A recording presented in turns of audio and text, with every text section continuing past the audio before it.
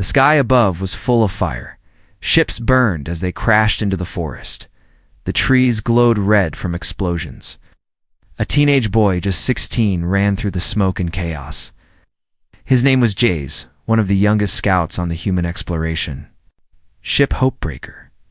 He wasn't supposed to be here. He had only followed the soldiers to prove he wasn't a kid anymore. But now, the battle was real. Alien soldiers screamed in a strange language. Blasters flashed blue and green. It was war. Jace's hand shook as he ducked behind a fallen tree. He had no weapon, just his scanner and a broken comlink. Stupid, he whispered to himself. I shouldn't have come. But then something made him stop. A soft sound, like a cry, not far away. He moved slowly, carefully, deeper into the wreckage. There, beneath the smoking remains of a small alien transport ship, he saw her. She was an alien girl, close to his age. Her body was bruised and covered in silver dust. Her skin was pale lilac, her hair long and white like snow. She wore what looked like royal armor, lightweight, but shining in a glowing crystal hung from her neck. She looked up at him, eyes wide with fear and pain, and she whispered, "Please, help me." Jace froze. She was beautiful, but also strange. She wasn't human. She was supposed to be the enemy. But something inside him moved. Something deep. Without thinking, he crawled to her side. "I'm not going to hurt you," he said.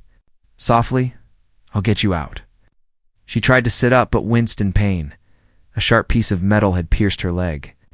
Her hands trembled as she reached for the crystal on her chest, but it flickered weakly. "That's a soul light," she murmured, her voice weak. Jace didn't understand. But he pressed his jacket against her wound to stop the bleeding. No human would ever touch a wounded Virellian. She whispered, surprised. "Are you doing this?" "I don't know," he answered honestly. "Maybe because you asked." Minutes passed like hours as blaster fire grew louder nearby. Jace knew he couldn't carry her far.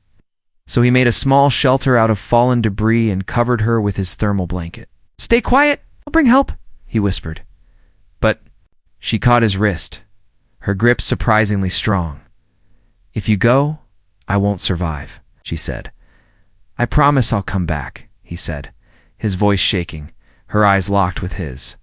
There was something glowing in her crystal now, a faint shimmer, almost reacting to him. Her lips curled into a weak smile. "You're still a boy," she said quietly. "But one day, when you've grown, return to me. I'll be waiting." "What does that mean?" he asked, confused. "You'll understand when the crystal calls again," she said. "Now go." Jace didn't want to leave her. But he ran, through fire, through the chaos, till he reached the human soldiers. There's someone back there. He shouted, "She's hurt. We have to save her." The commander almost ignored him until Jace showed her location on his scanner. When they returned, the wreckage had collapsed further. But the alien girl was still alive, barely. Medex lifted her carefully. Jace stood back, watching, feeling. Strange. She looked at him one last time before they took her away, then whispered a single word. "Promise." Later on the ship, Jace couldn't sleep. That one word kept echoing in his mind. Promise. He looked out the window into the stars. Clutching the crystal shard she had slipped into his hand before they parted, it pulsed softly, like it remembered him. He didn't know what she meant. He didn't even know her name, but somehow, he knew he'd see her again, and this time, he'd be ready. Asterisk, it had been 5 years since that battle. 5 long years since. Jace saw the alien girl with snow-white hair and lilac skin, but he still dreamed of her. Not just her face, but her voice. Her crystal, her words. "Come back when you're older. I'll be waiting." He remembered it clearly. He was just a scared teen back then. Now Jace was taller, stronger, and officially a part of the Terran Peace Guard. He had fought in real battles, earned his rank, earned respect, but that shard of crystal she gave him, it never left his neck. Everyone thought it was just some alien souvenir, but Jace knew better. Sometimes late at night, it would pulse with a strange warmth, almost like a heartbeat. One time during training, the shard flared so brightly that it shorted his cum device. Another time it glowed when he got angry, as if it was watching his emotions. And lately, it had been glowing more often. "Still wearing that thing?" asked his squad mate Kira, laughing as they loaded supplies into their drop shuttle. "It's just a reminder," Jace replied, brushing his fingers against the crystal. "Of what?" "Your teenage crush on a space princess?" she teased. He didn't answer, because maybe it was that? But it also felt like more something inside him knew she was still out there. The Terran Guard had just received a new assignment: escort and observe peace talks between the Virellian Empire and the human colonies. The name Virellian hit Jace like a cold shock. That was her people, the same aliens humans had once fought. Now, there was a fragile ceasefire.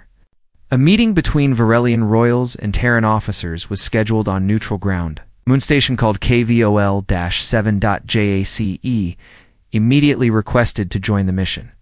He didn't tell anyone why. KVOL-7 was cold and quiet.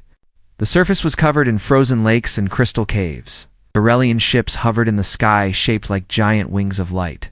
Jace stepped off the human shuttle and looked around. His heart pounded. What if she really was here? He didn't even know her name, only her face. Only the moment they shared in that burning forest. Later that night, Jace wandered alone outside the base. The sky above shimmered with glowing auroras. He stood near a crystal outcrop, holding the shard around. His neck suddenly, the shard pulsed again, once, then again brighter. Then it started to glow blue, like it was answering a call. "What the hell?" he whispered. And then he heard footsteps, slow, soft, deliberate. He turned. A tall figure stood beneath the moonlight, cloaked in royal silver and white, her eyes glowing faintly. Her hair drifted in the cold wind. She removed her hood, and Jace's heart nearly stopped. It was her. She hadn't aged a day but her presence was stronger now, calmer, commanding. She looked at him for a long time, then whispered, just like before, "You came back." He stepped forward slowly. "I wasn't even sure you were real," he said. "Not after all these years."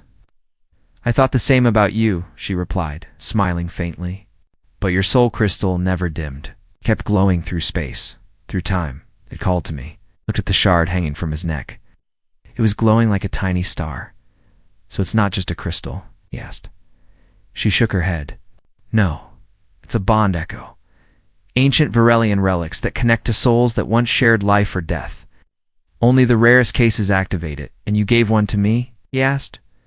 "You earned it," she said, "and more." Jace felt something stirring in his chest.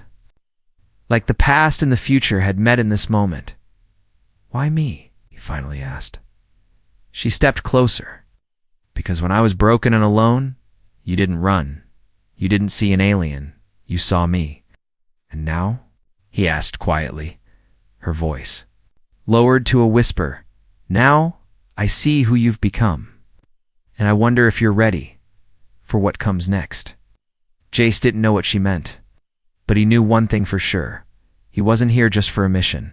He was here for her. And whatever test or path awaited, he would walk it. Because 5 years ago, she waited for him, and now it was his turn to stay. Jace had returned to her world, but nothing was the same. The forests were gone, replaced by metal towers and cold glass domes. Drones floated in the skies like silent birds, scanning everything. The once bright meadows were now fenced with energy. Walls and the music of nature was replaced with silence and order. The Virellian world was under control. Too much control? Jace walked through the capital city of Velthara, escorted by armored guards. They didn't smile. They didn't speak. Just marched beside him like machines. "This is not the place I imagined," he whispered to himself. He remembered a peaceful moment 5 years ago when he held that alien girl's hand under burning skies, made a promise, and walked away with her soul crystal. Now the same world felt hollow. He had arrived days ago, assigned as a diplomatic guest. But something felt off. He wasn't allowed to explore, wasn't allowed to ask questions, and worst of all, he He still hadn't seen her again. No one even said her name.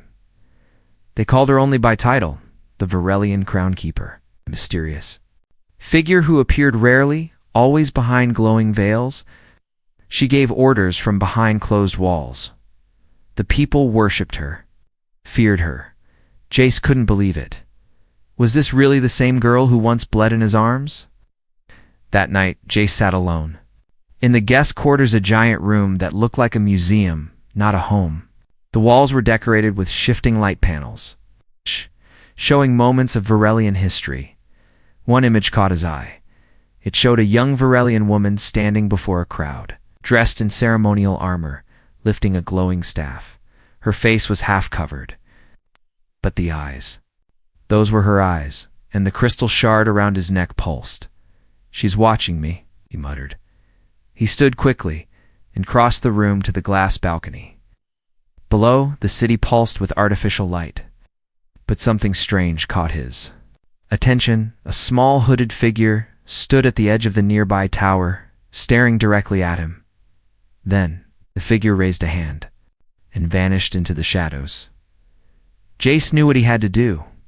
He grabbed his cloak, slipped past the sleeping guards, and climbed down the maintenance ladder outside the tower. The wind hit his face like ice. But he didn't care. He followed the figure through quiet alleys and glowing streets, past guards, past watch drones, till they reached a hidden garden walled off, full of the last real trees in the city. There, the figure stood waiting. Slowly she lowered her hood, and there she was. The alien girl, now a woman, still had the same white hair, the same lilac skin, but her expression was harder now, her gaze sharper, her voice no longer soft. "You shouldn't have come alone," she said. "You sent for me," he replied. "I didn't, but I hoped you would come anyway." She walked past him and he followed. "I've changed a lot since we last met," she said. "This place forced me to. My people crowned me because I survived the war, but survival has a price. You don't have to carry it all alone," Jay said quietly. She stopped and turned to him. "You think this is about being alone? You have no idea how fragile peace is. They want me to be a perfect leader, not a girl with memories of a human boy who once saved her." He stepped closer. "Then why did you come here tonight?" Her voice trembled now. "Because I still remember. I remember your hands were shaking when you held me. You were just a boy, but you didn't leave me behind." Jace looked into her eyes. "I made a promise. I kept it." Suddenly, a sound echoed, a high-pitched siren. She turned, eyes wide. "They know you left your room. We don't have much time." "What are they going to do?" Jace asked. "If they find us together, they'll say it's a betrayal," she whispered. "I'm not allowed to choose who I love." "Then why bring me back?" he asked. She took his hand and placed it over her heart, where the larger half of the soul crystal still rested. "Because I never stopped hoping you'd return. And now I need you more than ever." Jace felt the crystal on his chest hum in reply. The two shards, hers and his, began to glow together. She looked into his eyes. "They will try to separate us, maybe even kill you. But if you're still willing, I'll tell you what comes next." Jace didn't flinch. "Tell me." She leaned close, and her voice dropped to a whisper. "To stay by my side, you'll have to survive the rite of binding." The air between them was warm, glowing softly with the light of two crystals beating in sync. Jace's chest rose and fell, his heart pounding louder than the alarms that now blared across the distant towers. She had just spoken the words, "to stay by my side. You'll have to survive the rite of binding." He didn't know what that meant. But the way she said it, like a warning wrapped in longing, told him everything. This wasn't just about love. It was about fate. Guards were approaching. She pulled him by the hand, her voice low and urgent. "We don't have much time." They dashed through narrow corridors of the palace's hidden garden. Flowers made of crystal bloomed along the walls. Roots hummed faintly under their feet, tangent, alive, aware.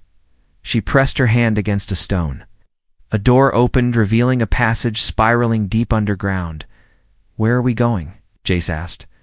"To the Chamber of Trials," she said. "Where you'll be tested." For what? She looked over her shoulder. For me? The passage was long, lit by glowing vines that pulsed gently with their footsteps. She finally stopped at a circular door covered in moving symbols. Only those chosen by a bond crystal may enter, she said. It's part of our oldest law. Our ancestors believed only one soul in the galaxy could match each of us completely.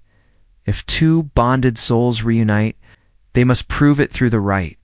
And if I fail? Jace asked. She didn't look away this time. Then the crystal shatters, and our bond ends. The door opened. The chamber beyond looked like a cave made of starlight. The floor reflected the sky. The ceiling was full of shadows.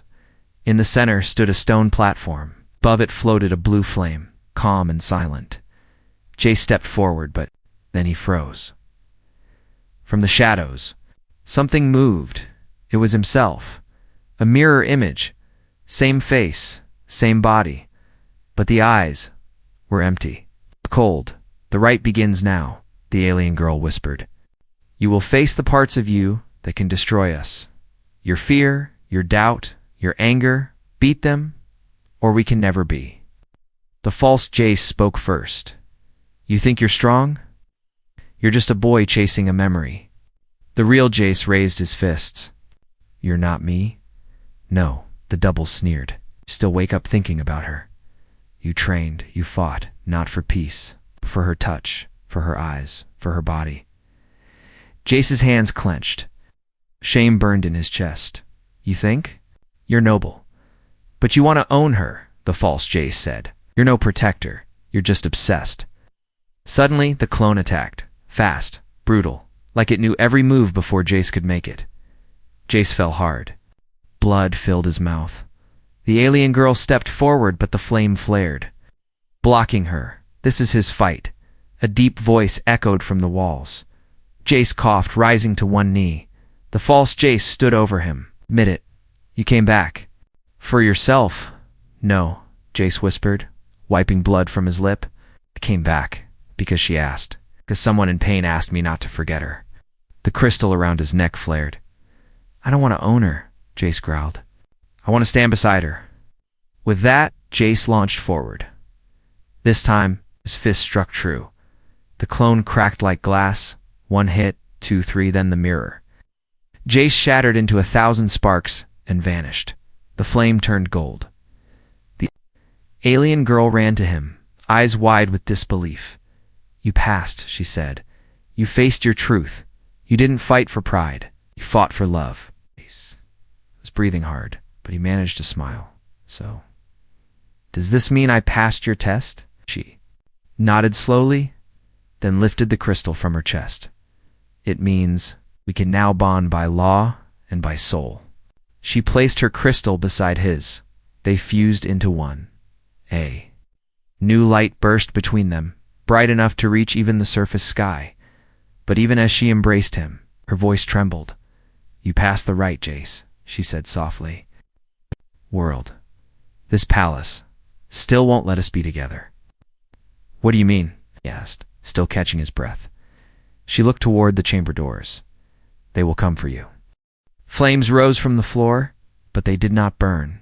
They danced in patterns blue, gold and white forming symbols older than time. Jace stood in the center of the sacred chamber, his heart pounding. He had already faced his own fears in the rite of binding, thought that was the end. But the alien girl, Aurea, she finally told him, had looked at him with trembling eyes and said, one more trial remains. The trial of flames. And this time, it wasn't just a test of the soul, it was a test of their future. The chamber doors slammed behind him. The flame in the middle flared tall, and a voice echoed through the chamber walls. Human, you were not born of our stars, yet you hold a Virellian bond. If your heart is true, you will walk through fire unbroken. If not, your connection will end. Forever? Jace's mouth was dry. He turned to Arya, but she could not follow him. A wall of golden light separated them now. Jace, she called. Out, her voice shaking. This is not just tradition. It's protection. Our people fear outsiders. This trial is their way of judging. If a bond like ours deserves to live, he swallowed hard. What if I fail? She didn't answer. Her silence said everything. The flame shifted again, opening a narrow path. The ground beneath it looked solid, but flickered, almost unreal. The voice returned, "You may take nothing but your truth into the flame." Boots felt heavy, his chest tighter with each breath, but he stepped forward. The moment his foot touched the path, memories came alive around him, floating in the fire like ghosts. He saw himself at 15, kneeling beside a wounded Arya, trying to stop her bleeding with shaking hands. He saw his lonely nights in the barracks, clutching her crystal, wondering if she remembered him. He saw the first time she smiled at him again, just days ago. And then the flames turned dark. New memories appeared, not his, Arya's. He saw her as a child locked in a palace room, crying alone. He saw her training with cruel elders who said a queen must never feel, a queen must never need. He saw her in battle, watching friends fall, carrying too much pain in her small frame. Then he saw himself again. Through her eyes, not as a soldier, not as a hero, but as a light, as hope. The flames pulsed violently now. They whispered, "You carry her heart. Will you protect it, even if it burns you?" Jace stepped forward. "Yes," he whispered. The fire surged up his body, but did not hurt. Instead, it showed him more. Visions of the future. Some beautiful, a peaceful world, her hand in his. The two of them leading change, some painful, angry crowds, betrayal from her council, danger from both sides. Then one final image, a child with glowing eyes, human and Virellian mixed, standing between two worlds. The fire roared, then vanished.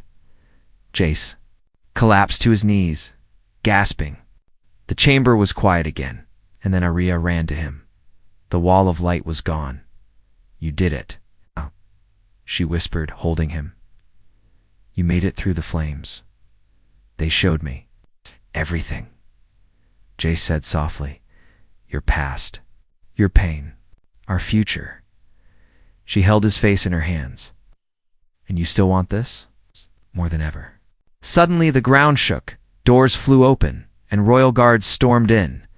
Behind them walked 3 elders in tall, silver robes. Their eyes were glowing with judgment. "The trial has been violated," one said coldly. "He is not of our kind. The bond must be destroyed." Arya stood in front of Jace, her voice stronger than ever. "He passed every test. You saw the flames light.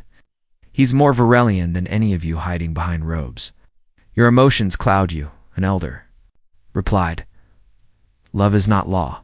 "No," Arya said, raising her hand. "But truth is." She lifted the fused crystal from her chest. It glowed brighter than the sun. The elders stepped back, shocked. No one has ever awakened the eternal flame. One whispered. Arya turned to Jace, eyes full of fierce love. "This changes everything," she said, "but also means we're not safe." "Then let's fight," he replied. The chamber began to tremble again. Outside, the capital was rising with unrest. The bond between a human and the Virellian heir had awakened something ancient, something dangerous, and now the galaxy would have to choose, accept the impossible, or try to destroy it. The palace was no longer silent. Voices shouted in the distance. Sirens echoed through crystal halls. The golden guards who once stood still now rushed down corridors with weapons drawn, and in the heart of it all stood Jace and Arya. Side by side, the trial of flames had ended, but a new storm had begun. "I thought the trial would be the end," Jace whispered as they moved through a hidden hallway lit by violet lanterns. Arya didn't speak right away. She kept walking fast, her long silver cloak flowing behind her. Jace followed, breathing hard, the fused soul crystal still warm on his chest. Finally, she stopped at a large sealed door with carvings of stars and 2 figures holding hands. She placed her hand on it. The door opened slowly with a hum. Inside was her private chamber. It wasn't royal. It wasn't cold like the rest of the palace. It felt human, warm, soft lights, books stacked in corners. A music box rested beside a simple bed made of vines and silk. Jace looked around, surprised. "This doesn't feel like you're a ruler," he said. "I never wanted to be one," Arya replied. Finally turning to face him, her eyes shimmered.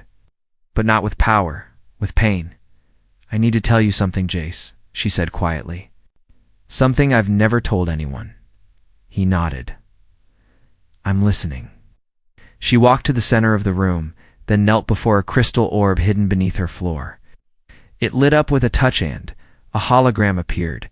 It showed a small, smiling girl Arya as a child sitting with an old man in a glowing robe. "My grandfather," she said. "The last true keeper of the Virellian flame. He believed in something the council called dangerous." "What was it?" Jace asked. "That love, especially cross-species love, could bring peace," she replied. "But they feared it. They feared what would happen if a human and a Virellian bonded." "Why?" "Because that bond could awaken something old, something they cannot control." Jace remembered the way the flame had reacted when their crystals fused. It was real. He whispered, "It changed everything." She nodded slowly. "But it also painted a target on you. And me." He stepped closer. "So the truth is, this bond makes you a threat to them." "No," she said, looking up at him. "It makes us a revolution." She stood and walked toward a small carved window where the city lights glowed faintly. "For years, I lived as their puppet. A survivor queen to keep people calm. I gave speeches I didn't believe in. I signed laws that hurt the ones I wanted to protect." She turned to face him again. "But when you came back, I knew I had one last chance. Chance for—" "What?" he asked. She stepped closer, her hand gently resting over his chest. "To break everything and start over." Jace felt his breath catch. "You brought me back. Not just for love, but for war." "I brought you back to lead beside me," she said softly. "But yes, the moment our crystals merged, we broke ancient rules. The elders will never accept it. They'll try to erase it. Kill it. Kill you." He swallowed hard. "And you? I'm the symbol. They won't kill me directly, but they'll silence me. Lock me away. Make me their tool again." Jace touched her face gently. "Not while I'm alive." Her eyes closed. "I know. It's what scares me." Suddenly the floor trembled. Hidden come crystal in the wall flared red. "They've started," she said. "Started what?" Jace asked. "The purge? They'll remove anyone who supported the right, destroy the records. And soon, they'll come for you." Jace looked down at the soul crystal. It still glowed, brighter than ever. "I won't run," he said. "I didn't bring you back to run," she replied. She walked to a drawer and pulled out something covered. In cloth, she unwrapped it, revealing a Virellian war staff, fused with Tyrantech. "Your size?" she said, offering it to him. "I had it made 5 years ago." Jace stared at it. "You knew I'd return?" "No," she smiled. "Just hoped hard enough to make the stars listen." As he held the staff, it shimmered with blue energy. He felt the bond inside, it the same pulse as the crystal, the same warmth from her hand. He looked at Arya. "What now?" She took a deep breath. "Now, we stop playing by their rules. We go to the people. Show them the truth. Show them us. They'll try to stop us," he said. Her eyes burned with light then. "Let them try." The sun was rising, but not with light. With fire. Smoke rose from the heart of Valthera, the Virellian capital. Crystal towers cracked. Sirens screamed. Protests filled the streets. The once quiet city now shook with anger, fear and hope because the people had seen something forbidden, a human and a Virellian heir, bonded, alive. Together, unafraid, Jace stood at Arya's side on the grand balcony of the palace exposed. Defiant and fully visible to the public, a million eyes watched. Soldiers gathered below, weapons drawn. Council ships hovered above, ready to strike, but Arya didn't hide. She wore a new robe, trimmed in both Virellian silver and Terran blue. Around her neck, their fused soul crystal glowed like a newborn star. She raised her voice. "This is not a declaration of war," she shouted, her voice echoing across the city. "This is the birth of something new, a bridge between stars." Inside the palace, alarms screamed. The council had declared her actions treason, but she didn't flinch. Beside her, Jace gripped the war staff she had given him, he had trained for. Years to fight in war, but now, he was here for something harder, to stand and not back down. Suddenly a voice shouted from the sky. A transmission from the High Council appeared on the city's sky screen. "You disgrace your bloodline, Groundkeeper. You let a lesser being touch the sacred flame. This human has poisoned you. He must be surrendered immediately." The crowd gasped, but Arya stepped forward. "No," she said simply. "He awakened me." The crowd stirred. Some nodded, some hesitated. Many were afraid, and then a bolt of energy shot from the council ship straight at Jace. "Jace!" Arya screamed, but the moment it struck him, something strange happened. The crystal on his chest exploded with light. A shield of pure bond energy flashed outward, blocking the blast completely. Gasps echoed through the city. The energy rippled into the crowd below, washing over Virellians like wind, and for a moment, everyone could feel it. The bond, the truth, the warmth. A silence followed. Then a child in the crowd stepped forward, a little Virellian girl holding her mother's hand. She pointed up to Jace and whispered loudly, "He's not hurting her. He's glowing with her." And in that moment, the crowd changed. Not all at once, but one by one. People began to kneel, not in submission, but in recognition. Inside the palace, council members panicked. "He's activating the old flame." One shouted, "The prophecy," cried another. "Stop them before the Union fully binds." But it was too late.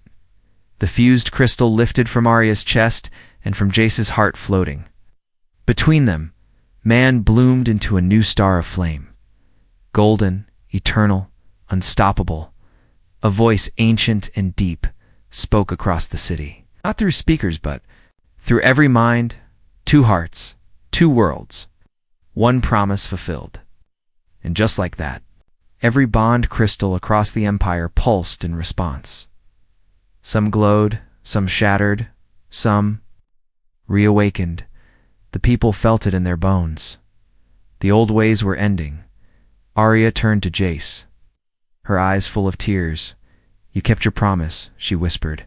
"And you kept waiting," he replied, placing his forehead gently against hers. All around them, energy danced in the air like fireflies. The shields fell, the guns lowered. Even the council ships stopped moving, because even they could not fight fate. Later that night, the stars above Velthera shone brighter than ever. Jace and Arya stood hand in hand, watching from the palace rooftop. "We didn't start a war," he said softly. "No," she smiled. "We ended one." "Think they'll ever accept me fully?" he asked. "Some won't," she replied. "But many will, and the rest will have to catch up." He laughed gently. "So what now?" "We rule the galaxy." She looked at him with a playful smirk. "Let's start with breakfast." He blinked. "That's it?" "Well," she said, leaning on his shoulder, "every revolution needs a warm meal and someone to share it with." He smiled. For the first time in years, he felt like he had come home.